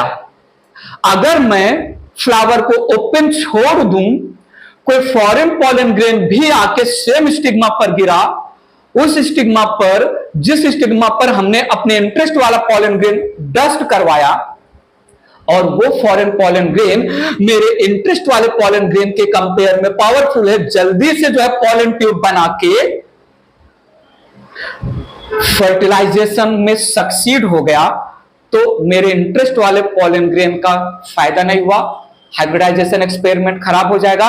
तो हम रीबैगिंग कर देते हैं। रीबैगिंग क्यों करते हैं? So that foreign pollen grain having prepotency ability, foreign pollen grain जो as compare to the interested pollen grain capable है जल्दी से पॉलन ट्यूब बना के फीमेल गैमेट से फ्यूज कर जाए, उससे बचने के लिए हमने रीबैगिंग कर दिया, फिर से पॉलीथीन बैग से पॉलिनेटेड फीमेल प्लांट के फ्लावर को कवर कर दिया। कौन सा पॉलिनेशन किया? इंटरेस्ट जो जिसको हमने मेल प्लांट बनाया था उसका पॉलन ग्रेन पॉलिनेट हो चुका है। बात पकड़िएगा, बैगिंग किया गया contamination from foreign pollen grain immature condition of the flower में। डी बैगिंग किया गया मतलब पॉलिथीन बैग को या कवरिंग को हटाया, पॉलन ग्रेन को डस्ट किया अपने इंटरेस्ट वाला। रीबैगिंग किया गया सो दैट मेच्योर कंडीशन में किसी दूसरे फॉरेन पॉलन ग्रेन जिसके पास है ability to form pollen tube first as compare to my the pollen grain of my interest, उसके कंपेयर में उससे बचाने के लिए। तो हमने जो है प्रोटेक्ट कर लिया। अब हमने सेलेक्टेड फीमेल पी प्लांट के फ्लावर के स्टिग्मा पर सेलेक्टेड मेल पी प्लांट के एंथर से पॉलन ग्रेन को पॉलिनेट करा दिया। वेट करेंगे रीबैगिंग के बाद। पॉलिनेशन हो गया है, पॉलन ट्यूब बनेगा, मेल गैमेट बनेगा, वो जो है स्टिग्मा स्टाइल ओवरी, ओवरी के अंदर होता है ओव्यूल, ओव्यूल में होता है फीमेल गैमेट से फ्यूज करेगा, जाइगोट बनेगा, ओव्यूल कन्वर्ट हो जाएगा सीड में, ओवरी कन्वर्ट हो जाएगा फ्रूट में, हमें नेक्स्ट जनरेशन के लिए सीड मिल जाएगा। ये जो अभी नेक्स्ट जनरेशन का सीड मिला यही है फर्स्ट जनरेशन का सीड। हम सीड को सॉइल में ग्रो करेंगे और फिर वो सीड ग्रो करेगा, अडल्ट कंडीशन में आएगा। हम कैरेक्टर स्टडी करेंगे कि हमने genetically morphologically different P plant जिसमें से एक फीमेल पी प्लांट के जैसा काम किया, एक ने मेल पी प्लांट के जैसा काम किया, इनके बीच में जब क्रॉस पॉलिनेशन किया, सक्सेसफुल पॉलिनेशन हुआ, सीड बना, पहले जनरेशन का शो किया, इन द सॉइल डेवलप हुआ, मैच्योर हुआ, अडल्ट स्टेज में आया, तो कैसा कैरेक्टर, कैसे किस पैटर्न में जेनेटिकली और morphologically different parent P plant के कैरेक्टर का हुआ inheritance in the first generation. यहां तक की स्टोरी समझी, और भी बातें करेंगे, थोड़ा मेंशन कर लेते हैं। Now Mendel made one pea plant, अच्छा लिख चुके हैं तो जो है एज बीन, अच्छा हाँ लिख चुके हैं, one pea plant as female and one pea plant to work as male, ये ऊपर लिख चुके हैं। तो सुनिएगा, बहुत important point, need your attention. अब नेक्स्ट हेडिंग ले रहे हैं, इसी सिलेक्शन ऑफ पेरेंट में सब हेडिंग है इमैस्कुलेशन। इमैस्कुलेशन मैस्कुलिन मेल से रिलेटेड टर्म है, मैस्कुलिन कैरेक्टर को हटाना इज कॉल्ड इमैस्कुलेशन। सो यहां पर मेंशन किया the pea plant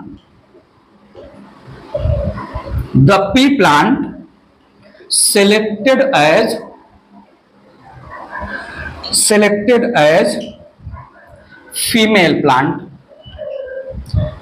plant undergoes for emasculation। और सुनिएगा, during immature condition of flower, during immature condition of flower, और सुनिएगा, stamens are manually removed or cut, ठीक है।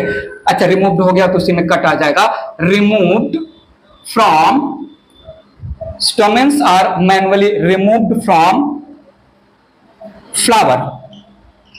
Flower of female plant. इसी प्रोसेस को बोला हमने इमैस्कुलेशन। ठीक है, वैसे तो पी प्लांट में बर्ड पॉलिनेशन होता है। हम बर्ड पॉलिनेशन मतलब पी प्लांट का फ्लावर क्लोज्ड कंडीशन में ही पॉलिनेशन शो करता है।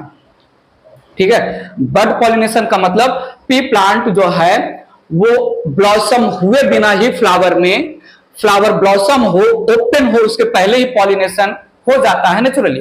बट हम आर्टिफिशियली फ्लावर के पेटल्स को हटा सकते हैं, और जब फ्लावर इमेच्योर हो, स्टिग्मा स्टाइल ओवरी मैच्योर नहीं हुआ है, स्टमेन में जो एंथर है, एंथर में अभी पॉलन ग्रेन नहीं बना है, इमेच्योर कंडीशन ऑफ फ्लावर में ही हम मैनुअली पेटल्स और सेपल्स, सेपल्स और पेटल्स को हटाएंगे, और एक एक करके जो है जितने भी स्टमेन होंगे पी प्लांट में, पी प्लांट के फ्लावर में, पी प्लांट फेबेसी फैमिली का मेंबर है, और फेबेसी फैमिली में 10 स्टमेन्स होते हैं 9+1 कंडीशन में, डाइएडल्फस कंडीशन। ये मॉर्फोलॉजी का टॉपिक था। ऑल द 10 स्टमेन्स को हम सीजर के थ्रू या मैनुअली जो है हटा देंगे, उसी को हमने बोला इमैस्कुलेशन। इमैस्कुलेशन करेंगे किसका? इमैस्कुलेशन होगा किसका? उस पी प्लांट के फ्लावर का होगा इमैस्कुलेशन, जो पी प्लांट को, जिस पी प्लांट को मैं फीमेल पी प्लांट देखना चाहता हूं, कंसीडर कर रहा हूं। इरेज करता हूं इसको। सिलेक्शन ऑफ पेरेंट में हमने पेरेंट सिलेक्ट कर लिया, एक पी प्लांट बन गया है फीमेल पी प्लांट। कौन सा पी प्लांट बन गया है? फीमेल पी प्लांट, जिसका इमैस्कुलेशन हुआ। अच्छा, मेंशन कर देते हैं यहां पर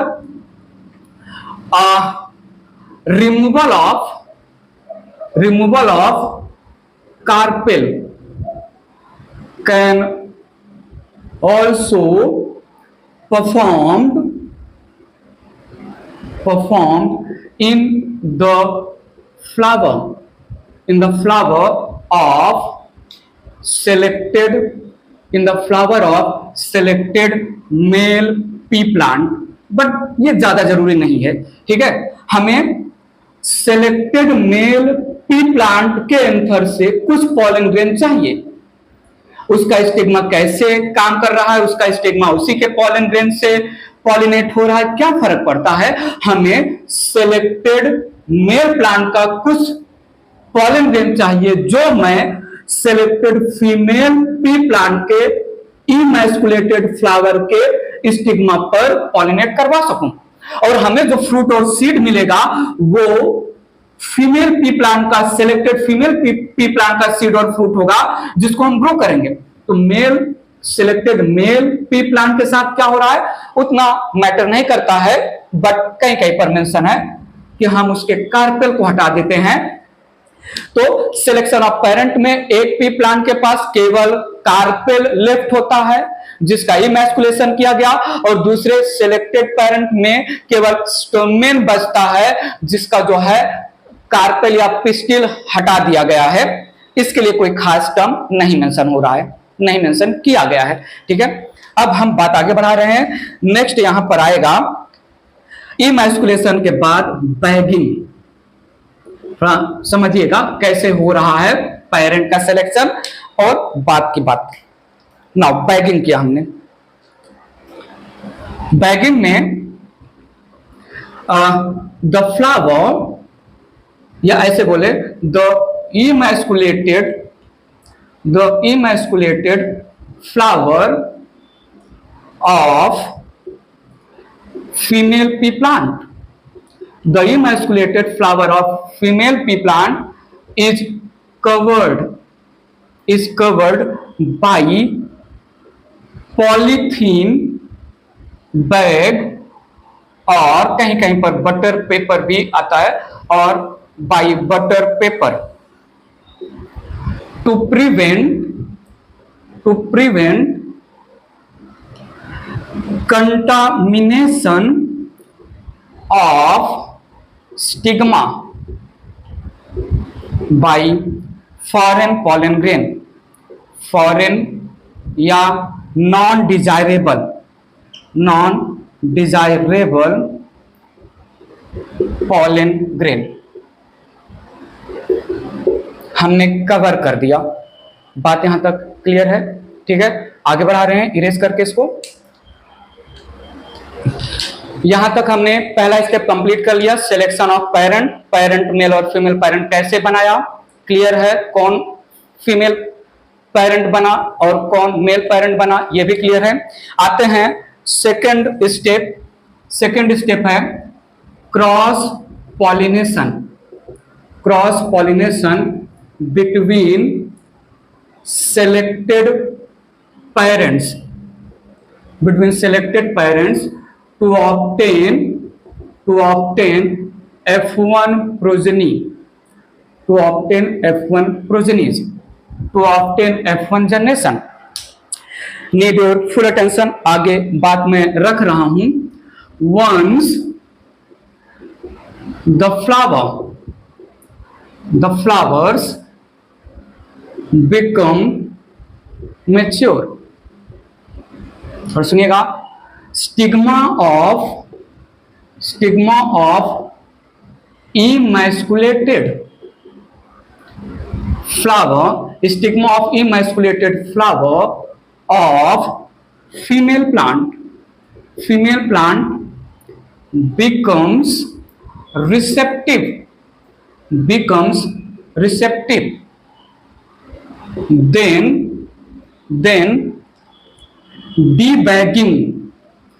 debagging is performed.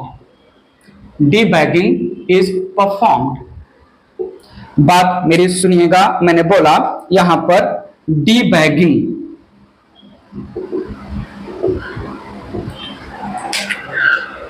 ड्यूरिंग, मैंने यहां पर लिखा during डीबैगिंग the polythene bag is removed from emasculated female flower। ठीक है, अब आगे क्या किया गया, इसके बाद डस्टिंग किया गया। Need your attention. pollen grains from the selected male parent is dusted या pollinated over the stigma of emasculated female flower by tapping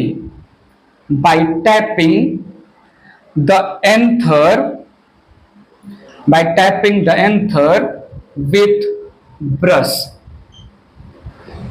ठीक है, यहां तक समझा? क्रॉस पॉलिनेशन हो गया यहीं पर।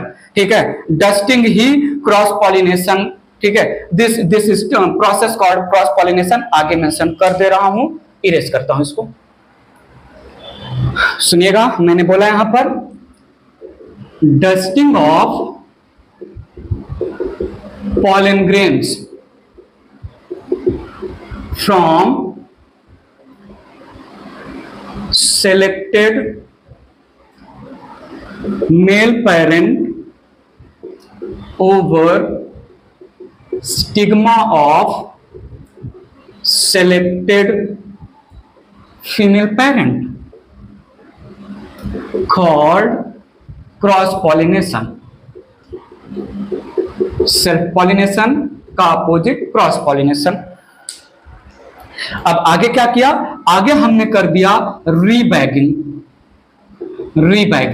अब रीबैगिंग का स्टोरी सुनिएगा प्लीज। यहां पर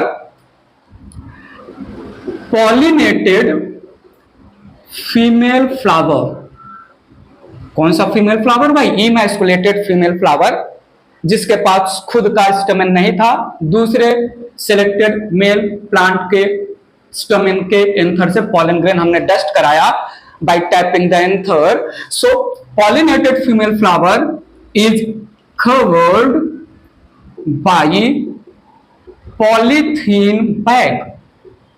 Again, to prevent contamination या pollination of stigma by foreign या unwanted या undesirable pollen grains having prepotency का मतलब ability to form pollen tube first. ठीक है, फर्स्ट एंड फास्टर भी बोल सकते हैं. तो ये यहां पर स्टिग्मा, स्टाइल और ओवरी मैंने कंसीडर किया. स्टिग्मा, स्टाइल, ओवरी है.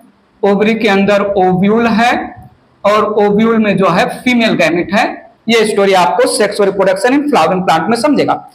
ये सिलेक्टेड फीमेल प्लांट के फ्लावर का स्टिग्मा, स्टाइल, ओवरी, ओव्यूल है, उसके अंदर फीमेल गैमेट है. इस फ्लावर का इमैस्कुलेशन कर दिया है मैंने, इसका मेल पार्ट हटा दिया है. जो सिलेक्टेड मेल प्लांट था, उस सिलेक्टेड मेल प्लांट के एंथर के अंदर जो पॉलन ग्रेन था उसको हमने यहां पर डस्ट करवाया. ठीक है. So pollen grain over the stigma of selected female flower dust हो गया. कहीं एयर में कोई foreign pollen grain P plant के ऊपर किसी दूसरा पड़ोसी का पॉलन ग्रेन आ गया जो मैं नहीं चाहता था. यह है अनवांटेड, अनडिजायरेबल पॉलन ग्रेन. और सुनिएगा, यहां पर ये है रेड वाला डिजायरेबल पॉलन ग्रेन जो हमने डस्ट करवाया, और ब्लैक वाला है फॉरेन पॉलन ग्रेन. अब ये फॉरेन पॉलन ग्रेन, कैसे टाइप के फॉरेन पॉलन ग्रेन से हमें प्रोटेक्शन करना है जिसके लिए हम रीबैगिंग कर रहे हैं, ऐसा फॉरेन पॉलन ग्रेन. अब ये desirable pollen grain pollen tube बना रहा है धीरे धीरे, लेकिन ये जो फॉरेन पॉलन ग्रेन है इसके पास प्रीपोटेंसी है. डिजायरेबल पॉलन ग्रेन के कंपेयर में उससे पहले ही बना लिया इसने पॉलन ट्यूब, और पॉलन ट्यूब का ग्रोथ फास्टर है, फर्स्ट और faster as compare to the desirable pollen grain. तो ये जो है फ्यूज हो जाएगा, जाइगोट इस पॉलन ग्रेन के जो है फ्यूजन से बनेगा, सीड का डेवलपमेंट होगा इस पॉलन ग्रेन की वजह से. तो मेरा तो एक्सपेरिमेंट खराब हो जाएगा ना. तो फॉरेन पॉलन ग्रेन ना गिरे इसके लिए डस्टिंग के बाद तुरंत ही मैं रीबैगिंग कर दूंगा, और रीबैगिंग करके मैं फिर बाकी के प्रोसेस होगा. डिजायरेबल पॉलन ग्रेन या dusted pollen grain pollen tube बनाएगा और वो फीमेल गैमेट से फ्यूज करेगा. फीमेल गैमेट ओव्यूल के अंदर है, ज्यादा यहां पर डिटेल में बात नहीं. ओवरी बाद में जो है बनाता है फ्रूट. ठीक है, ये है ओव्यूल बाद में डेवलप हो जाता है सीड. ये बातें जो है sexual reproduction in flowering plant में भी आएगा, ये बातें मॉर्फोलॉजी में भी हो चुकी है. और ये यहां पर है एग सेल से जब pollen grain carries male gamete. Pollen grain carries male gametes. Story बहुत जो है एग्जैक्ट स्टोरी हमने थोड़ा बहुत ज्यादा प्लांट किंगडम में एंजियोस्पर्म डिवीजन में भी पढ़े हैं. ठीक है. सो पॉलन ग्रेन के अंदर मेल गैमेट है, मेल गैमेट पॉलन ट्यूब के हेल्प से फीमेल गैमेट से फ्यूज होगा. अब ये एग सेल प्लस जो पॉलन ट्यूब मेल गैमेट लेके आ रहा है पॉलन ट्यूब के अंदर मिल के बनाएंगे जाइगोट बाद में बना लेगा एम्ब्रियो. ठीक है, और ओव्यूल बना लेगा सीड, ओवरी बना लेगा फ्रूट. तो रीबैगिंग के बाद हमें वेट करना होगा. रीबैगिंग क्यों किया? दो चीजें हैं. बैगिंग क्यों किया? क्योंकि हमने इमैस्कुलेशन इमेच्योर कंडीशन में किया. इमेच्योर कंडीशन में हमें हर एक टाइप के पॉलन ग्रेन से खतरा है. फ्लावर जब भी मेच्योर था, फीमेल फ्लावर जिसको हम बना रहे हैं, जब वही मेच्योर कंडीशन में था तभी हमने उसका स्टेमन उड़ा दिया। ऐसे ओपन करके हम रखेंगे तो फीमेल फ्लावर का स्टिग्मा अभी मेच्योर है, पॉलन ग्रेन को नहीं रिसीव कर सकता। हम वेट करेंगे कि मेच्योर हो जाए, तब हम सिलेक्टेड मेल पेरेंट से पॉलन ग्रेन को पॉलिनेट करवाएंगे। लेकिन हमने थोड़ा देर कर दिया।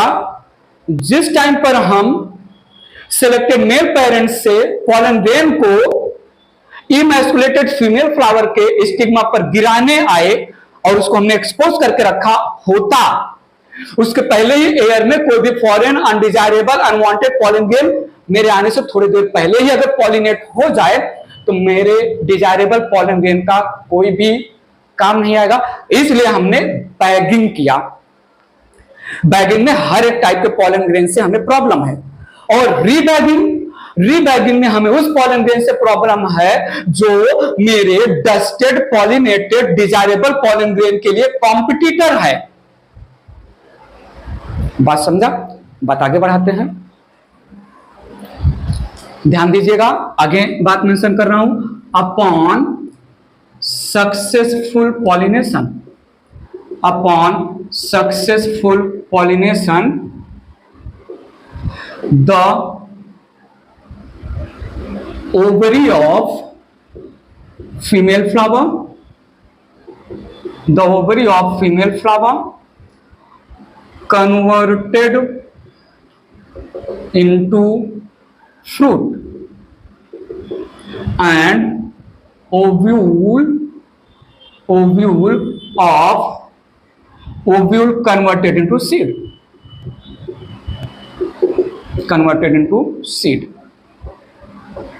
बात आगे ले चल रहा हूं। सीड्स आर कलेक्टेड, ये सीड पेरेंट के क्रॉस पॉलिनेशन से प्रोड्यूस्ड हुए सीड है, तो पेरेंट के बाद जो नेक्स्ट जनरेशन है वो हो जाएगा फर्स्ट जनरेशन। बता रहा हूं मैं, seeds are collected sown in field, ठीक है, and seeds grow into new plants called as, थोड़ा सुनो, called as filial one। अच्छा, यहां पर filial का मतलब होता है ऑफस्प्रिंग। filial one plants या F1 प्लांट मैच्योर हो गया तो वो अपना कैरेक्टर पूरा का पूरा शो करेगा। सिलेक्टेड पेरेंट में हम क्या कैरेक्टर जो है, किस कैरेक्टर का इनहेरिटेंस देखना चाहते थे, स्टडी कर रहे हैं, वो कैरेक्टर का इनहेरिटेंस F1 जनरेशन के बच्चों में, F1 जनरेशन के जो ऑफस्प्रिंग है उसमें कैसे एक्सप्रेस हो रहा है, इससे रिलेटेड मेंडल बहुत सारी बातें करेंगे। तो ये रहा दूसरा स्टेप, इरेज करते हैं। बात आगे रख रहा हूं, थोड़ा ध्यान दीजिएगा। तीसरा step, selfing of F1 plants to obtain F2 progenies. थोड़ा सुनिएगा। Mendel allowed self-pollination in mature F1 plants,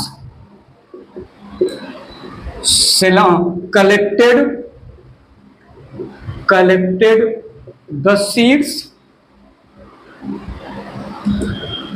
sown in field and obtained filial 2 या F2 प्रोजेनीज। ठीक है, सो पेरेंट के कैरेक्टर F1 जनरेशन के प्रोजेनी में कैसे आए, वो भी क्रॉस पॉलिनेशन की वजह से। अब F1 जनरेशन के प्रोजेनी ऑन मैच्योरिटी किस पैटर्न में सिलेक्टेड पेरेंट के कैरेक्टर को इनहेरिट कर रहे हैं, उससे रिलेटेड बातें किया, उससे रिलेटेड प्रिंसिपल पोस्टुलेट्स मेंडल समझाएंगे। उसके बाद जब F1 जनरेशन के मेच्योर प्रोजेनी को सेल्फ पॉलिनेशन करने दिया, कुछ भी नहीं जो है छेड़खानी किया, इमैस्कुलेशन वगैरह, रीबैगिंग कुछ भी नहीं किया, F1 जनरेशन के प्रोजेनी मेच्योर हुए। मोनोइसियस बाइसेक्सुअल पी प्लांट होता है F1 जनरेशन के, उनको आपस में ही बड पॉलिनेशन करने दिया।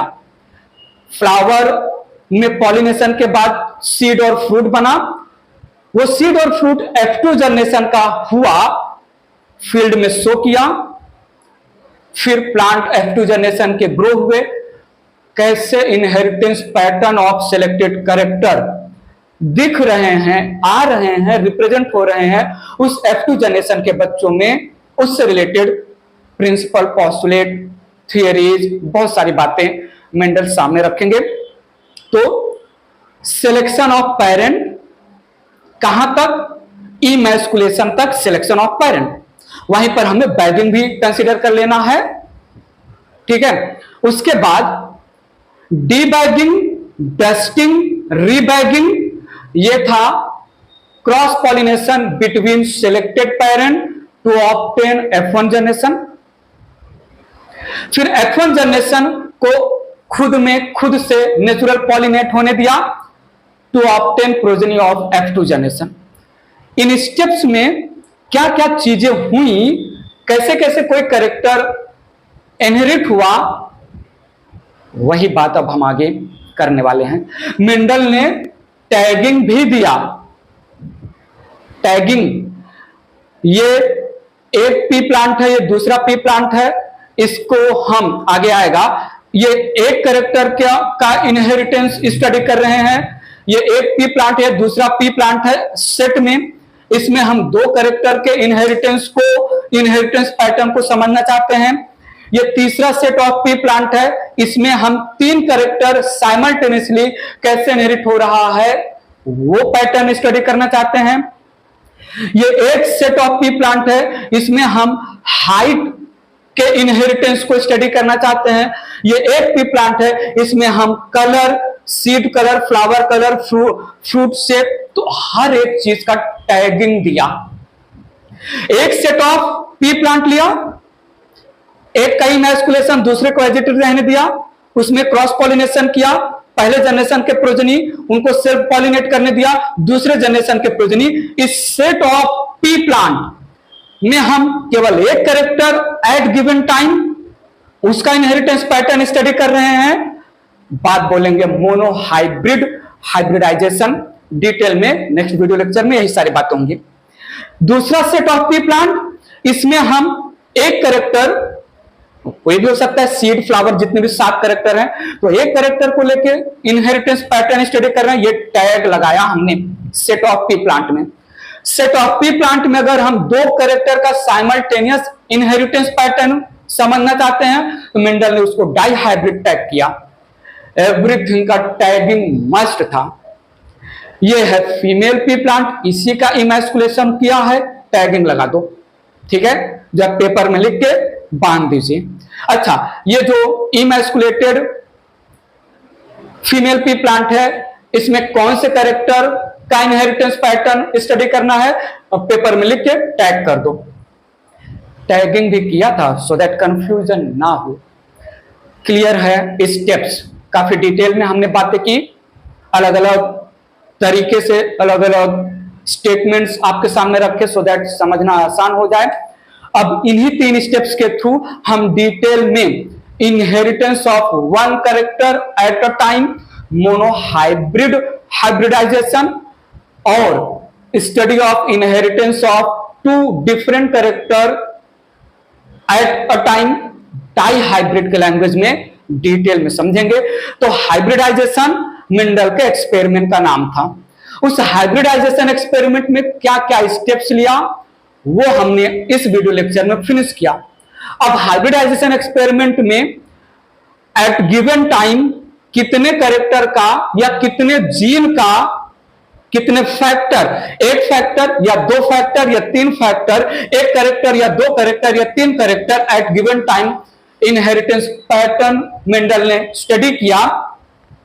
इन 3 स्टेप्स के थ्रू हर एक, चाहे वो मोनोहाइब्रिड एक कैरेक्टर का इनहेरिटेंस हो, इन्हीं 3 स्टेप्स के थ्रू हम समझेंगे, चाहे वो डाई हाइब्रिड हो, दो कैरेक्टर साइमल्टेनियसली कैसे किस पैटर्न में इनहेरिट हो रहे हैं, एक्सप्रेशन हो रहा है, इन्हीं 3 स्टेप्स में हम अब आगे की बातें करने वाले हैं। ठीक है, यहां पर हमने एग्जैक्ट चीजें डिस्क्लोज नहीं किया। ठीक है, एग्जैक्ट चीजें हम डिस्क्लोज करेंगे monohybrid hybridization, dihybrid hybridization. Exact चीज बोलने का मतलब जैसे सिलेक्शन ऑफ पीप, जस्ट एक ओवरव्यू दे रहा हूं आपको। जैसे सिलेक्शन ऑफ पेरेंट में टॉल पी प्लांट को फीमेल के जैसा बिहेव करवाया गया, डॉफ पी प्लांट को मेल के जैसा बिहेव करवाया गया। यहां पर कौन सा प्लांट फीमेल बना, कौन सा प्लांट मेल बना, हाइट के लैंग्वेज में जो मोस्ट फेमस लैंग्वेज है हम आगे समझेंगे। Homozygous, then genotype, then phenotype, और भी बहुत सारी बातें होंगी। ये सारी एग्जैक्ट लैंग्वेज की बातें हम नेक्स्ट वीडियो लेक्चर में मोनोहाइब्रिड और डाई हाइब्रिड के लैंग्वेज में समझेंगे। और भी बहुत सारी बातें होंगी। ठीक है, बहुत सारे जीनोटिपिक रेशियो, फिनोटिपिक रेशियो, कुछ जो है न्यूमेरिकल्स भी आएंगे। इस वीडियो लेक्चर में मेरा मेन एम था स्टेप्स, किन स्टेप्स के थ्रू जो है मोनोहाइब्रिड हाइब्रिडाइजेशन जो मेंडल आगे करने वाले हैं, किन किन स्टेप्स के through dihybrid hybridization, study of inheritance pattern of 1 gene या 1 character, study of inheritance pattern of 2 gene या 2 कैरेक्टर, किन किन स्टेप्स के थ्रू स्टडी किया वो स्टेप। ठीक है, तो याद रखिएगा सिलेक्शन ऑफ पेरेंट में प्योर लाइन पेरेंट सेलेक्ट किया, ट्रू ब्रीडिंग पेरेंट सेलेक्ट किया, कैसे जो है श्योरिटी मिला कि जो सिलेक्टेड सेट ऑफ पेरेंट है किसी कैरेक्टर के लिए, जो 2 डिफरेंट कंट्रास्टिंग ट्रेट वाले सिलेक्टेड पेरेंट हैं, ये कैसे ट्रू ब्रीडिंग या प्योर लाइन है वो जो है पहले तो कंफर्म किया। फिर सिलेक्शन ऑफ पेरेंट में बात आगे बढ़ी तो एक को फीमेल बनाना पड़ेगा, एक को मेल बनाना पड़ेगा, तभी क्रॉस पॉलिनेशन होगा। तो उसमें इमैस्कुलेशन, बैगिंग, डीबैगिंग, डस्टिंग, रीबैगिंग। अच्छा, सिलेक्शन ऑफ पेरेंट इमैस्कुलेशन के बाद सिलेक्ट हो जाएंगे। इमैस्कुलेशन के बाद उसी का पार्ट है बैगिंग, वो अगर हटा दें तो removal of the polythene bag मतलब debagging, then dusting of desired pollen grain, then rebagging. Rebagging के साथ साथ टैगिंग जो मैं हाइड कर दिया, मैं नहीं जो है लिखा। रीबैगिंग के बाद टैग किया, टैग क्या क्या किया मैं थोड़ी देर पहले बोला। ठीक है, और फिर to wait for the successful pollination to get seeds of F1 generation, let the seed of F1 generation to germinate to produce mature plant, and ये हो गया F1 प्रोजेनी। एंड उसके बाद थर्ड स्टेप F1 प्रोजेनी को self pollinate करने देना to obtain progeny of F2 generation. ठीक है, सो हमने रिवाइज भी कर दिया, रिमाइंड भी कर लिया, डिटेल में बातें भी कर ली। अभी इस पर्टिकुलर टॉपिक को लेके कोई भी छोटा मोटा खोटा रीजनेबल लॉजिकल डाउट माइंड में आए कमेंट बॉक्स में कमेंट करके पूछ लीजिएगा। इस वाले वीडियो लेक्चर में इतना ही। अब हम नेक्स्ट वीडियो लेक्चर में धमाकेदार टॉपिक लेके आएंगे। लॉजिकल है, इंटरेस्टिंग है, न्यूमेरिकल है। ठीक है, फिलहाल के लिए अभी के लिए इस वीडियो लेक्चर में इतना ही। Bye bye, take care, thank you so much.